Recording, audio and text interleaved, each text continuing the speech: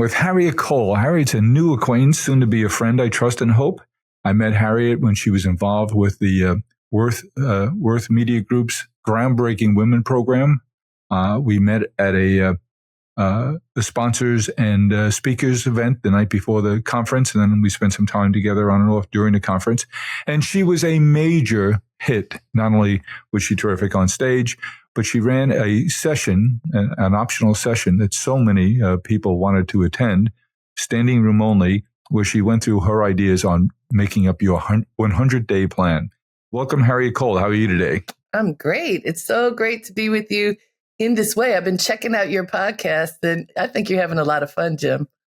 Well, I get to talk to people I'd like to speak with anyway, and we hit a button that says record, and we get to share it with other people. So, hey, it's checking all the boxes for me. Ebony, Ebony magazine is something I remember you for, and Essence magazine. You've had so many different roles. Let's start at the very, very beginning. I see that you were originally from Maryland. I'm from Baltimore, Maryland.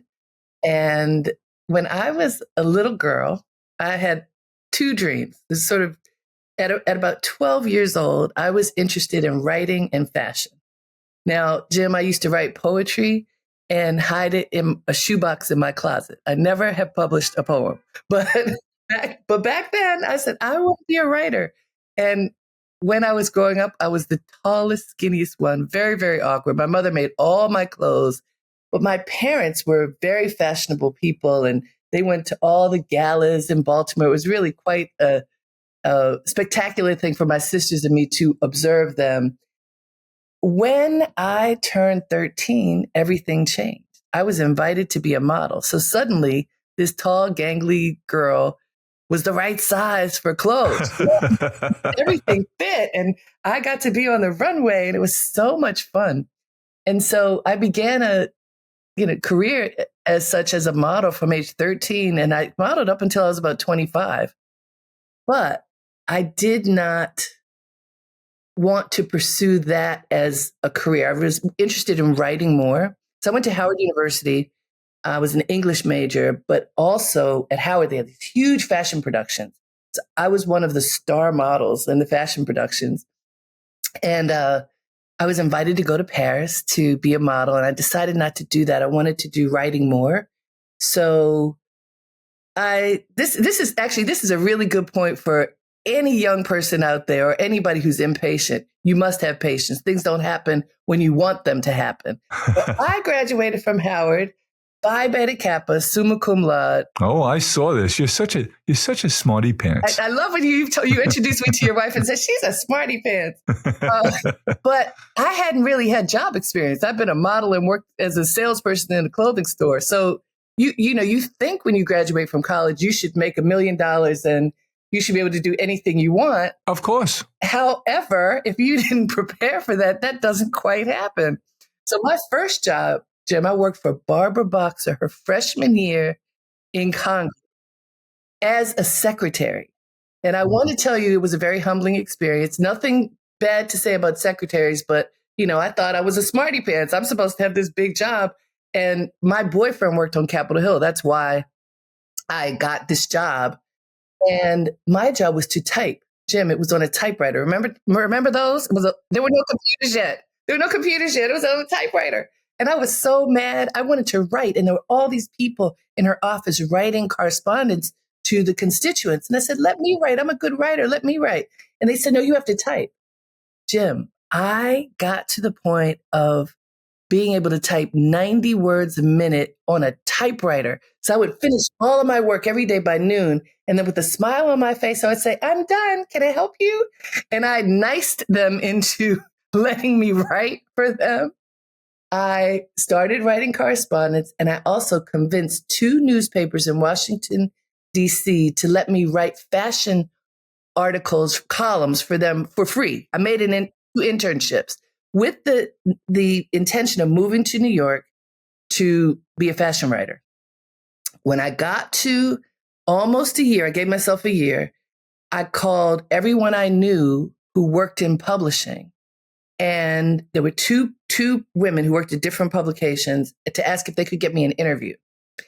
I went, I had 2 interviews. I was offered 2 jobs that made about 25 cents a year.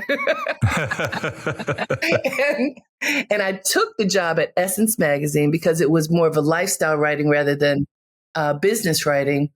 And I worked there for 11 years, first in the lifestyle department till I ran that department. And then Susan Taylor, the editor-in-chief, invited me to be the fashion editor. And I was in that role for about 5 years. There's so many lessons in there. But let's go back to what you said first. You said at 11, 12 years old, you had 2 dreams. What happens if you don't have a dream? The kid said, oh, that's nice. You had a dream, but how did you come to have a dream? And what were your exposures in? You said your parents were elegant. I know it's tough for you to talk about. I know you lost your mom recently. I'm so sorry to hear that. Thank you. But, and your dad, such an accomplished jurist, the first African-American to serve on the Maryland Court of Appeals. I mean, amazing parents. How important was that? Everything. I mean, I have 2 sisters. I'm an absolute middle child, and I'm the middle of 3 girls. Their life was devoted to service and elegance, really. I mean, they lived beautifully, and they were children of laborers. My father's mother was a cook. My mother's mother, who lived to be 101, was a housekeeper, and we made her retire at 93, Jim. 93? Like, come on, Grandma, please come home. And so, they grew up very meager means. My grandmother was born in 1889. So not long after slavery, there's a lot of history in just how the things that they were exposed to and how they could just live. The changes in her 100+ year life. Amazing. And we got to see our parents really step onto this growing and thriving African-American business and cultural scene in Baltimore, that because of segregation, there are many organizations that were created because Blacks were not allowed to be in many organizations. So they created their own.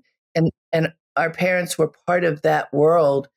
And we, as their children, had a bird's eye view and were involved. And a sense that you had to create your own traditions, yes, rituals, and communities. Yes.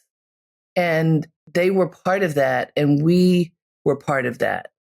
And because my father was such a prominent citizen, all eyes we felt were on him, and therefore the family. Here's an interesting thing. Because he was a judge, judges are supposed to be impartial, are not supposed to be political at all. And my father was a Republican at a time when he came up. The parties were a little different than they are now, but there was this decision early on for African Americans to be on both sides so that they could work to create cohesion in every possible way. They talk about the party of Lincoln. That's what his generation talked about. But he was not able to be any of that because most of his career, he was a judge. And so we learned to be impartial. We did not participate in political activities that were on one side or another. It was more service. If there was something we could do to help people and support people, we did. And I think that set me up pretty well for being a journalist, because you're supposed to be impartial if you are being a good journalist. I told my father I wanted to be a writer, and he paid for me to take the LSAT. He said, well, the best kind of writing is the law. And I'm like, oh. And he said, well, how about the fashion aspect of the law? He was very strict. My father was incredibly strict, and also, as most parents, he just wanted the best for us, which, sure. To work in the law. My father, so that's a government job. Mm-hmm. It's a very high level government job, but it's a government job. My father died in 1999. My mother just passed away. And for all of these years, 20 plus years, she lived off of his pension. That's what a good government job did back in the day. Yeah, you didn't make a lot of money, but it came with the tail, the benefits, and your family lived to see the benefit of that structure. Exactly. So it's just we had a very close knit growing up experience with a lot of expectations and understandings of how to live. I think that's so apparent how that makes a difference. Yeah. And the fact I know both your sisters are successful in their own right, and you are all still close. Yes. Yes. I mean, we just were together because of the weekend of celebration for my mother. But you know what was really interesting, Jim? Because my mother retired she was a kindergarten teacher. She retired when my youngest sister was born to take care of the family and make it possible for my father to really pursue his dreams. My sister was born in 1965. So that's how long ago she stopped teaching. At her funeral, Jim, there were 4 people who were her former students. So they're all senior citizens. And they're coming to say, I remember Miss Cole teaching me.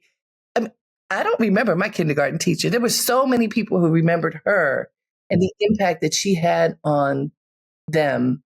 And it was an amazing thing to see, just the legacy of love and learning.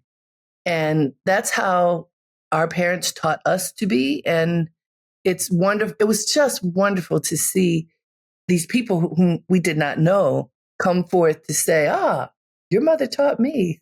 Harriette, let's go back a minute to what you just said about your mom retired 1965 to take care of the kids, the family. What's the status of that today? I have a daughter, my oldest of 3 kids, who chose to be a stay-at-home mom. A husband's an investment banker and very talented and works crazy hours. So they made it, and she's a very well-educated, advanced degree gal and very accomplished. But she said there'll be plenty of time to go back to that. There's nothing like spending time with those 3 beautiful grandkids of mine now. What are your thoughts on that now? Sometimes I think she's embarrassed to tell people when she meets them that she stays at home. Is that changing? Is that in vogue? I was just chatting with a production team here before we came in to talk to you about some of the people we've met recently who've had these amazing 2-parent households and with a real emphasis on education, and why we're meeting all these successful people. And that's such a common theme. What's your attitude about that? That's a great question. Well, I'll start with myself. I knew for me that I didn't want to do that, just my personality. And also, we couldn't afford to do it. I mean, there is that. We live in New York. My husband is a photographer, has a great job, but we could not afford for me to come home. But even if we could have, I knew I didn't want to do that. That's not me. And I actually felt guilty about that at first because my mother gave everything for us. And by the way, when I wanted to go to Howard, because I went my first year to another school and it didn't work out, my father had said to us, we had to go to state schools. And I went to Howard. That's where I graduated. And my mother helped me to get into Howard and came out of retirement and got a job because my father said he would not pay for me to go to an out-of-state school. So my mother was a bad, what. Yeah. So she was like, she would do anything for her children. And that is an incredible example. But I will say what I did, and then I'll speak to your daughter. I decided that I would expose my daughter to everything. And I had her very late in life. I was 42 years old when I had my daughter. I had built a big career. Actually, I thought that I had the flu, and it turned out I was pregnant. I was in the middle of taping a 13-episode. Good news is you don't have the flu. I was in the middle of taping a 13-episode television series when it happened, and I was like, oh, I don't have time for this. What in the world's going to happen? I was in a panic. But what I did was I just brought her with me everywhere. So literally, she was 2 weeks old. And I for many years, I was a contributor to the Today Show. So they asked me to come on the Today Show. She was 2 weeks old. They didn't know. And so my mother, the baby, and I came. My mother and the baby sat in the green room and I was on TV. When she was 8 weeks old, Oprah called and said, we need you to come to Chicago. So my baby and I the came to team. Chicago. I was on book tour. I had my baby in one arm and I'm signing books. It exposed her to everything. I decided, well, if I couldn't stay at home, I would let her see that a woman can do anything. And so she got to see that. Now, on the flip side, to the point of your daughter, I think that, first of all, I think it's a blessing that she can afford to be at home and wanted to make that choice, she and her husband. And I understand that because we are in a culture where, women are powerful, women are, we're rising, so it's like, well, sometimes the conversation at a gala or at a business function, oh, what do? You're stay at home mom. And then people pivot and go in the other direction, which is rude. But what a blessing to be able to be there with your children and for them to learn from you and not from a nanny for them. I mean, and there's nothing wrong with nannies. I had one, but or daycare, if you can't, in New York City, the daycare is not a big thing. So you had to find somebody, but I think it's a blessing. And I also think whatever works for you, but then you need to surround yourself with, create your own tribe. So you have people who respect you and honor you and support you in your decisions. And if you don't have that, then you can feel diminished sometimes. And guess what? You feel diminished sometimes anyway. I mean, I think no matter how successful people are, if they tell the truth, there are moments when you feel like, oh, have I accomplished anything? Am I doing the right thing? I mean, I think in our private moments, we all have doubts. Was Howard University the right place for you? It was. It was, when I went there, so I'd come from Baltimore in this community that had grown up just with desegregation. A lot of Black families had bought houses in neighborhoods. We've heard of white flight. Well, white flight was when the Black people moved in and the white people ran away. That happened. We were the second family in our neighborhood. And then Black professionals came and built this beautiful community of educators, lawyers, doctors, business owners. And so it was this strong African-American enclave. When I got to Howard, I looked around. They call it the yard where, the central area. I looked around and I called it the United Nations of Black people. There were people from every part of the United States.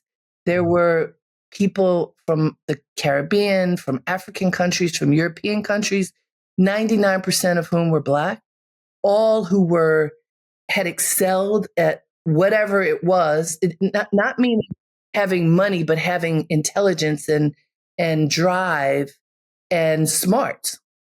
And so I remember becoming friends with a Nigerian fellow so Nigeria this is in the 80s, Nigeria, in order for him and his friends to even be in America, their families had to be wealthy and have the understanding to get money out before the country shut down the ability to move the money. So they had moved money to Europe or the United States. So they were there and we would battle over, they were totally complete capitalists. And we would argue about capitalism versus civil rights. And Ronald Reagan was in office and they loved Reaganomics. And I was like, but what about the people? So we had ferocious debates that were eye-opening because from different cultures, people have different understandings. I hadn't had that experience or exposure before. So I got to talk to people who look like me, but who had very different experiences. And it helped me to have a different view of what the diaspora is. Because if you think about the media back then, and even sometimes now, primarily what you saw of Black people in the media was criminals, drug dealers, poor people, and just the negative stories were the highlighted stories. Other than Ebony and Essence and Jet, in terms of, and Black newspapers, for the most part, you didn't see positive stories, and you did not see anything about Africans except for Nat Geo showing bare-breasted women in a safari. And now suddenly I see, oh, that's not true. So it was eye-opening to see that there was this world of dynamic people who were different from me and similar to me and worthy of knowing and just understanding. Tell me about the sorority you decided to join now. I joined Delta Sigma Theta Sorority Incorporated, which was the second Black female sorority started. And also, for context, for people who don't know, there are lots of sororities and fraternities. Black people were not allowed in them back in the day. So we created our own. It is a public service sorority. So a lot of work goes into giving back to the community in every possible way. From the political action works, there's a lot of work done on Capitol Hill. There's work done with many other organizations for children and families. But also, there's this sisterhood. So Howard is a very popular school. This is where the sorority was founded. There were 53 people on my line when I was pledged, Jim. So that's a long line. And if you've ever seen people walking around when they're online, they walk in a single line, and it's almost like the military, except for we never learned that pacing. So here's Harriette. I'm very tall. I'm in the back. I'm number 48 out of 53. And I'm also this daydreamer. So, we're walking across the street in Washington, D.C., and I'm looking like this, not paying attention. And I got the nickname Weebles Wobble, but Harriette Falls Down. We would be crossing the street, and the number one would be going fast because you have to get all these people across the street. This is way before they had the countdown. Yes. And so the momentum, now I know what momentum is because we were basically running, Jim, by the time the end of the line is trying to catch up. And I would be looking around and stumble and fall in the street. And so they assigned a big sister, that's the ones who pledged before you, to walk next to me to make sure that I didn't keep you focused. Yeah. So that was Do you fun. still have a connection to that sorority? Absolutely. And at my mother's funeral, which was just a few days ago, several of my line sisters came, and I've done a lot of things with the national organization over the years. It's a lifelong commitment. I didn't understand that until recently. You met Michaela from my team, who will forgive you because she's a member of AKA. That's okay. Look, especially after Kamala Harris, we understand exactly. The Divine Nine, and together we make amazing things happen. But the several themes from the conversations we've had privately and now here, the sense of community, the community you grew up in, the community of your family, the community that developed at Howard, the sub-community at the sorority you joined. Community has been an important theme always in your life, which is, I think, contributed to your amazing successes in so many different areas. One I'd like to go to next, because I think it's an outgrowth of your upbringing, is that you become and we had to explain to Michaela who Emily Post was. There is a generational divide here, but yes. You became the Black Emily Michaela. Post. How did that happen? How did you become the Black Emily Post? I know you wrote that terrific book, which I think you're going to be doing a new edition. Tell us about that book. So the first book I wrote is called Jumping the Broom, the African American Wedding Planner. That's what I'm doing the revision of right now. The redo, yeah. That is, it became a huge book. It was published in 1993.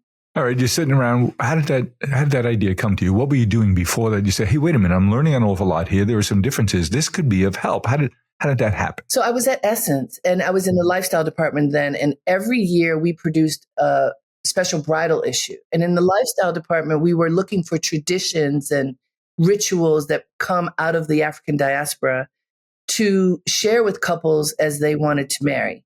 And remember, I told you from age 12, I wanted to write. I was writing for a magazine. I literally got a call, Jim, from an agent, a literary agent, saying that a publisher was looking for someone to write a wedding planner for Black couples, and they had identified me to do it. And I was like, Wow. for real? And I never imagined that I was going to write a book about weddings. But as my mother would say, don't look a gift horse in the mouth. Say thank you and yes. And also, my mother has always taught us, don't have an ego about it. Ask yourself, why have you been asked to do this? And then honor that. And so I knew so much and I knew how to gather the stories. So I did. I made the book. I had a 23 city book tour. That doesn't Wow. exist anymore. And No, it sure all doesn't. these wedding dresses all over the country. It was a huge experience. And at every stop, people would ask me questions that were beyond the questions of wedding.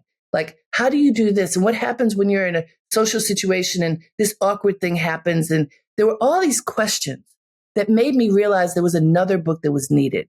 Mm-hmm. An etiquette book, a book about how to navigate your life, understanding from where you come and what is expected where you're headed. And so I created a book called How to Be. That is a 500 plus page book. It took me several years to make. And it was to really support people. It was targeted specifically to African Americans. But as a result of that book, that was the pivot for me to do things that were broader than African Americans, even though that book was focused on that. And so I wrote this book just as it was in response to all these questions. I got with a much bigger publisher that was with Simon and Schuster. And my husband was bragging about his wife writing this book, and a woman. Did he contribute to the photography? He's photographed everything that I've done. Yeah. Great. And he was talking to one of his friends who was at the Daily News. And she contacted me. Well, I looked at your book, Harriette, and would you like to write an advice column? I see in the back of every chapter you have questions and answers. Would you like to write an advice column? And I'm like, sure. By the way, that had been on, I had just a short aside, about 4 or 5 years into working at Essence, I had a big dream in the middle of the night that I had a business. And I woke up and typed out everything that this dream said and posted it on my refrigerator, and it sat there yellowing for years. On this list, there were like 20 something things on the list, including, this was way before I'd written a book, that I was going to write books. I was going to have a newspaper column. I was going to have a radio show and a TV show and all these different things. All of the things on that list have happened, Jim. So I'm a big believer in That's so important, Harry, which gave birth to the 100-day plan, of course. All of those things. And so I get a call. Do you want to write a column in the Daily News? Yes, I do. And it started out once a week. And when Ann Landers died, there was an invitation to many people in the advice giving world to take some of those markets. And I was invited to be one of those people. My column is called Sense and Sensitivity. I've been writing it for 22 years and amazing. And so it is said that I was the first Black female to have a nationally syndicated advice column. I don't know. That's what folks say. But it came as a result of listening to what people needed. And there was a lot of people asking for support. And today, people ask for support all of the time. Well, what do I do in this situation? And so I have been in a position for a long time to be able to offer that. And another thing that happened, because as you hear in this connecting the dots, I believe, and this is part of what I teach in the 100-day plan, you have to say what you want. You have to say your dreams out loud, like state it. And my mother, because her wisdom is with me forever, said, do not complain. When you feel like you are unhappy or whatever, don't complain. Say something positive. Choose something positive to say. So, Jim, I was at Essence, and it was a great job, very public job, internationally public job. And it was time to go. I was feeling a lot of friction. And I was at a cocktail party, and a man sat down next to me, someone I know, and he says, well, what are you doing now, Harriette? And my job was so public. He knew what I was doing. But I don't want to talk about that anyway. So I just gotten the contract for How to Be. So I told him about How to Be. And he says, wow, that sounds interesting. He says, would you teach my artists that? And I said, teach your artists what? Teach them how to be like old Motown, media training, grooming. And I said, sure. Well, that person was Andre Harrell, who was the president of Uptown Records, which Sure. has Mary J. Blige, Puffy, God bless them. Alicia Keys. Alicia was not there. Alicia came after. So he hired me. He was one of my first clients when I started my business a few months later. And when you envisioned that business in the dream, was this a part of what you thought you would be doing, or did this append? This appended. It was like the book come to life. I see. It was okay. All right, this is how this is going to manifest. Okay, and it was. See, it's a good question, and I can't remember exactly, but here's what I know: I had been creating images on the page. I had been helping people to look great, in fashion. Like, how can you? And it was all kinds of things. It was work style. It was like when Afrocentricity was popular. How do you incorporate touches of Afrocentricity in a corporate environment so that you don't lose your job? Because that was an issue back then. And then just all kinds of things, fashion, that were practical for our readers. This was taking the image off the page and doing what my parents had taught us, how to be appropriate for the moment. And so the book was doing that, but then how do you do it with a person? And so honestly, what I do now, what I've been doing for all these years, is teaching people what my parents taught me. Teaching people how to present yourself well, how to walk with dignity, how to communicate who you are, how to look the part for whatever the moment is, how to be in alignment with the best of you and what is expected where you're headed. So it's living my parents' lessons, teaching those lessons. Harriette, I'm wondering, when you did Sense and Sensitivity, when you did How to Be, well, Sense and Sensitivity was focused on everyone. It didn't matter their background or anything. How do you think about the work you did with Alicia Keys later, the work you did with Mary J. Blige, the work you were doing on Afrocentricity? What you know and what you teach now applies to everybody. I guess when you're working with an African American, you have a different set of sensitivities because of the peculiarities of that life. And I would guess there are other clusters. You're working with a man, it's going to be different than if you're working with a woman. Are most of your clients women, or is it both genders now? I would say probably more women than not, although over the years there have been so many different clients. Like when I've worked with people in banking, there are usually more men. Yeah. With any traditional fields that are more conservative business, then there are more men. But in large part, I would say more women. What happened that broadened my base was the Today Show. For many years, I was a contributor to the Today Show. I mean, like, I was on there regularly for about 15 years. So that, I would be called on to give advice. How to Be opened a much broader door for me. And it wasn't, even though the book was focused on African American culture, because of the woman who invited me to write the column for the Daily News, that wasn't Black. That was it's people. Everyone, people. And, Black culture came because I started my career at Essence. And what was wonderful was a lot of times if you are in a narrow space, your audience is narrow, especially if it's Black in this country anyhow, then you could be considered, well, you don't know enough to do something broader. But I was able to break through that because people trusted me.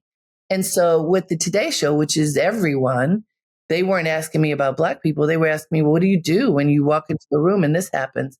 And so that was incredible for me to be able to be exposed to a much larger audience. And also to answer your question about working with those particular people, even like Mary J. Blige became a superstar, but without the support that many people have. Like my family background, which had me ready for the stage. She was this incredible talent, but she didn't grow up in an environment where she knew these environments. So I helped her to gain confidence and just an understanding of what's expected. And the other people helped her as well. And so is part of that work, Harriette, helping her to understand what she should take to her public from her old world and how to meld that in with other worlds that she might not have been aware of? She was already a celebrity when I worked with her, but she had a lot of bad press. And so it was really helping her to regain her personal confidence and be strong, as she had her album had gone triple platinum, and she just had a huge audience. It was not so much about bringing one world into another as reclaiming the greatness within. Like, everybody thought she's so great, but if you're not feeling it inside, then it's hard to stand in all of that energy. And that on a fundamental level is really the work that I do. It may be helping somebody with grammar or with always with storytelling, but accessing inner strength and inner power is what allows you to be able to confidently walk in the world and tell your story and be strong. Sounds like you go. I have a friend who's a terrific coach for people who have to do public speaking. He's a terrific guy, but he's worked with several other people in our companies. They have to do a presentation to investors or give a speech someplace. He'll come in and he'll work with them, and he works with them on skills and techniques and mechanics and just how to be comfortable, know their material, and be ready. Sounds to me like the work you do is different because you have to start with the individual because you're going to be with them for a long time. You're not just helping them get ready for a particular presentation or to get ready on how to do presentation. You're working with them on how to be the right person that you want to present. I think it depends on the client. So what you just described, I also do. I just finished working with someone on creating a commencement address when she was getting her honorary PhD. And so we worked together for several months to build her speech. And it was specifically for that. She did amazing. And it was wonderful. And so there's that. And then there's also cultivating folks depending upon where they are. Usually I work with people who are about to present somewhere. That's the beginning of the relationship. There's a definite need they have. Sometimes it's long-term.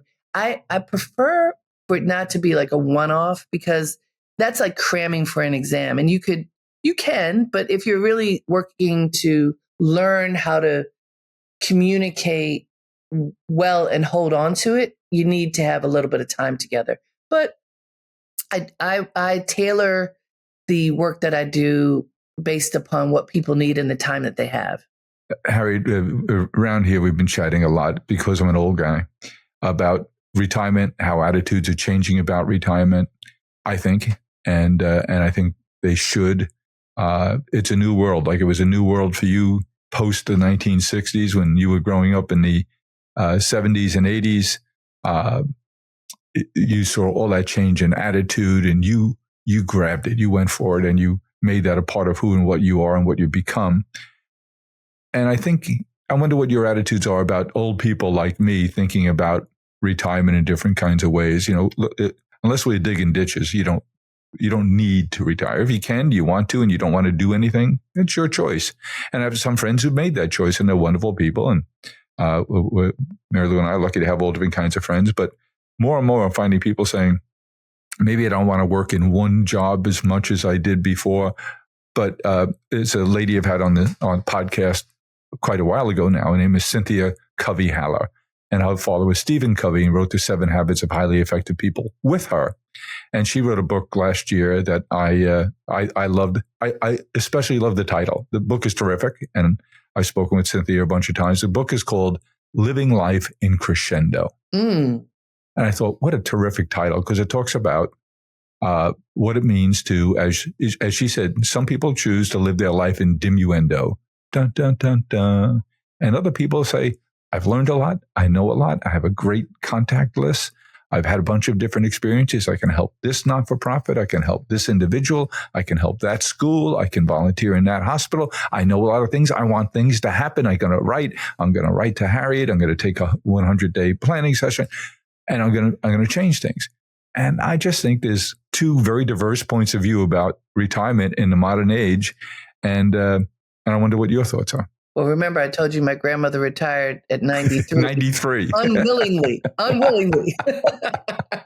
So as an entrepreneur, I don't think about retirement. As a creative person, I know that in a way I won't retire personally, just because what in the world would I do? I do think that to change the mix. To get to the point where you have options, you can create options. I think that's really great. I have friends, as you described, you do, who have retired, actually a couple of friends who retired relatively young. And so they were very wise about their savings and all the instruments, financial instruments to be able to do that. And one friend then just started joining boards. And so it's a different life, but it's not that grind that she had in the 9 to 5 day to day. She and her husband retired and moved to Florida, and they're just enjoying their life, and they really are.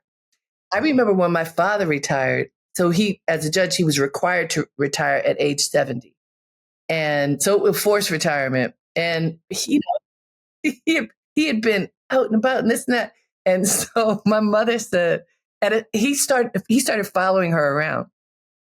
And so when he came to the hairdresser, my mother was like, that's it. This is done. You have to find something else to do. You cannot come with me to the hairdresser.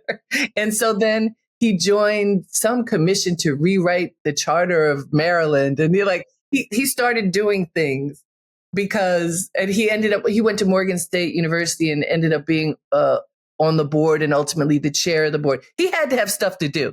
Of course. And he had stuff to contribute. Right. I think like rules on boards or mandatory retirements for judges, I think we need to rethink them. First of all, we're living longer and healthier, or in some cases. I think, and the great line you hear all the time is, on boards, like corporate boards, mandatory retirement age at X. And I always think that's lazy. Because sometimes it saves them having a tough conversation. But more often than not, you're losing talent that you shouldn't be losing.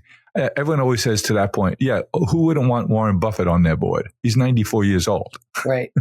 But also, I look at the Supreme Court, and it worries me that there is no retirement age. And sometimes it's tricky. It is. It's tricky. So tell us, we meet at a cocktail party. Hey, Harriette, what is it you're doing? I know you're an entrepreneur. You said that a few minutes ago. So under that heading, what are the things that's on your list that you're doing now? We know you're reworking Jumping the Broom. So you're an author. You're a columnist. You're a coach. You're a psychologist, it seems. Motivational speaker. Yes. And teacher. I teach journalism at FIT now. Oh, do you? Honestly, now, especially refreshing, thinking about my mom, I think I'm a teacher first.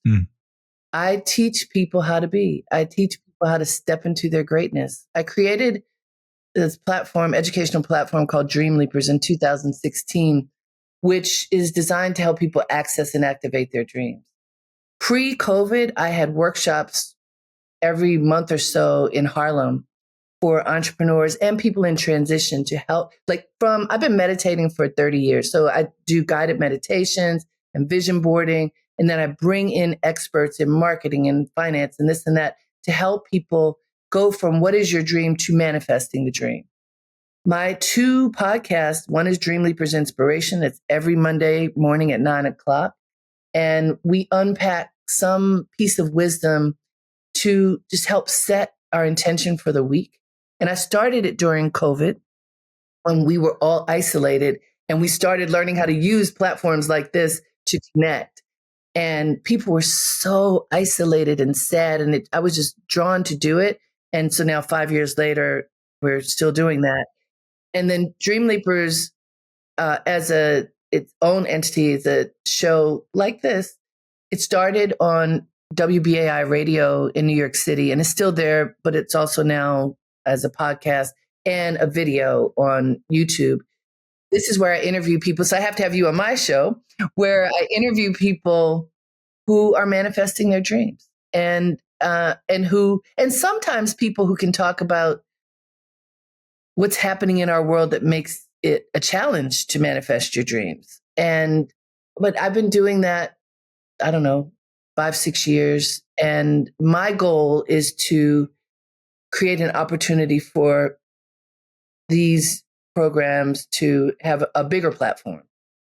Because what's happening is the goal of Dream Leapers is to gently push people to have the courage to go for it. Why not? We have one life. Don't sit back and say, oh, I'm afraid to do this or that because it's not safe. Like when I left my job, my father was like, are you crazy? You took this job for 25 cents. Now it's a huge job and you're going to leave? What? And again, just trying to protect me. But I've had a business in New York City for 30 years. That's pretty amazing. It sure is. It was courage. It was like my heart told me I had to do it. I had to. And it hasn't been easy. Entrepreneurship isn't easy, but what is easy? And so I want people to know if your heart is telling you should do something, do it. And so like the 100-day plan, which is part. Good. Let's get to the 100-day plan because the people I know who attended your session that day still talk about it. Tell us what you do with the 100-day plan. So I went to an event a year ago, and on the tail end of the event, the speaker, who was okay, but she said, look, I've got one more thing for us to do before we leave. And she had us sit and think about what we wanted to do for the next 100 days and write it down. And it was a whole series of things she did. And then she said, no, go do it. And that was it. And I went and did it. And she said, make big dreams. Don't be shy. One of the things that I put on my list was that I wanted to write another book. I have written 7 books, Jim, but I hadn't published a book in about 15 years. I got a book deal in 100 days. Wow. Nobody does amazing. It. Nobody does it. I also, just because there were personal things too. So another one was that I really wanted to focus differently on my health because a lot of us, you work all the time. And if you're sitting in front of a computer, what happens, especially since COVID? I decided that I was going to focus on my health in a very specific way. And in the past year, I've lost 25 pounds. Good for you. What have you done? I changed my mind and I changed the way I eat. Those mainly, it's the mindset that was the biggest thing. Like I can do this because I thought, oh, I was always skinny. Then I had a child. Then I wasn't. Oh, I'm old. I can't do it. And then I said, yeah, I can do Jesus, it. Harriette, if you're old, what am I? And so I decided this was so beneficial for me. I decided to create my way of supporting people through a 100-day plan. So it's a 3-session workshop over 100 days. It's a 3-session. It starts with meditation and really a lot of guidance on how to overcome obstacles and focus. And so the first cohort will end in this summer, and then we have 2 more. So I'll share the information with you for other folks who may want to join. That you're reading my mind. Is there one site that has the information on how to? HarrietteCole.com. It's right there. Harriette Cole, COLE.com.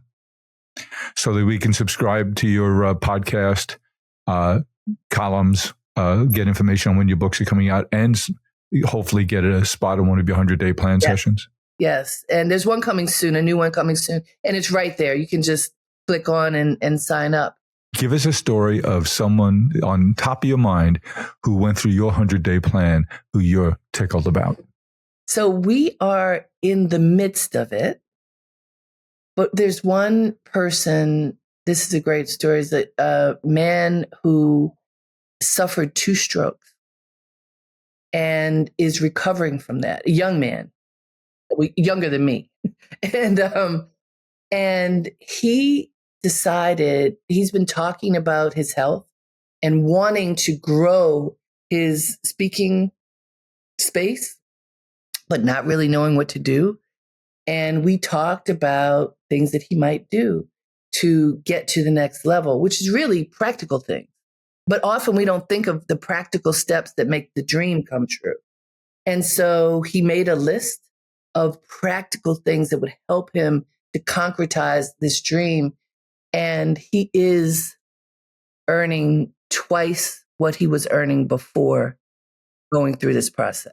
You know, when I got to see you at the Groundbreaking Women, I mentioned to you that the last year I brought the oldest of my grandchildren with me. I think there's such opportunities for young people, and to sit in a room and get exposed to someone like you at a young age while they're still in school and developing their 12-year-old and 11, 12, and 13-year-old dreams like you had would be so inspiring. I think young women in particular would benefit so much from getting to know you. Oh, thank you. It's, one of the books that I created years ago with a friend, John Penderhughes, is called Coming Together. And it was giving a lot of recommendations on how this was families, but at the same point can come together across the generation, focusing on the learnings that can occur when people consciously choose to be with each other when they are of different age groups. And I'm a senior fellow for Co-Generate, which used to be called Encore. It's a wonderful organization that focuses on this. And I believe, look, I'll give you an example with my business. I've always surrounded myself with young people, always. As a result of that, I am always learning and I'm always teaching. I believe that the reason that I got my job at Essence is because of those internships I created for myself that were unpaid. And so I've always had interns. When I was at Essence, it was through the American Society of Magazine Editors. In my own business, I sometimes partner with schools or, so they get credit or whatever. I always keep people the give back. And it's not just give back, it's the circle of learning and giving, because I know I benefit when I surround myself with smart people who want to learn. And I know that I learn from them as they learn from me. And for about 20 years, I participated in a program with Scarsdale High School seniors who would come. They call it senior options. They spent 8 weeks, I think, working with me, and as they did with many people, and getting them ready for that launch into the next phase of their lives. And as I think of it now, it just makes me think of those kindergarten students who were talking about my mother. I didn't really connect the dots, how much what I do is what my mother did until her funeral. I didn't think about it. I talk about her all the time and give her lessons all the time. But then I realized, maybe I'm doing what my mother did.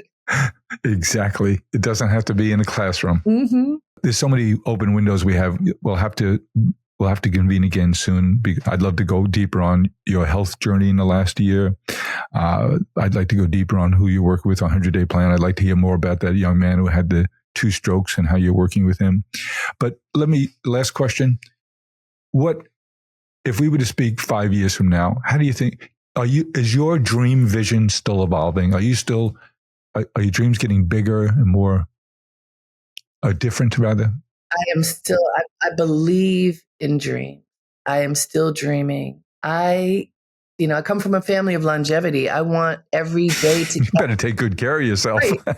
I want every day to count, and I want to I want to touch as many people's lives as I can to let people know that they are worth all the greatness that they can envision for themselves. And I'll give you an example, very short. I was at an event last night with Donna Karan, the fashion designer, at Parsons, and it was their annual end of year fundraiser. And I met a number of the graduates. I went over and talked to them and listened, and everybody's scared and excited. Nobody had a job, which was a little frightening, but that's happened sometimes when you're launching. We're in one of those cycles. You're in one of those cycles. And so I talked to about 5 or 6 of them just to give them recommendations on how to leap. And I could see their eyes open and see them stand up a little bit taller and take a deeper breath. I feel that my role on the planet is to help uplift people. And so however big that can become, that is what I dream about. How many more people can be reached? How many people can I teach to do what I do so it's not just me doing it? You know, it's hard when it's you, but so I've often thought about creating a school of some kind that could be replicated. Haven't done that yet, but maybe that's next. Harriette Cole, it's such a treat to spend time with you. Writer, producer, coach, public speaker. How many times have you been the commencement speaker at Howard? None yet. I can't believe that. I cannot believe that. Not yet. That's a mistake on their part. Harriette, you're terrific. I'm so glad we met, and I think we're well on our way to becoming friends. To be continued. Thank you. Thank you.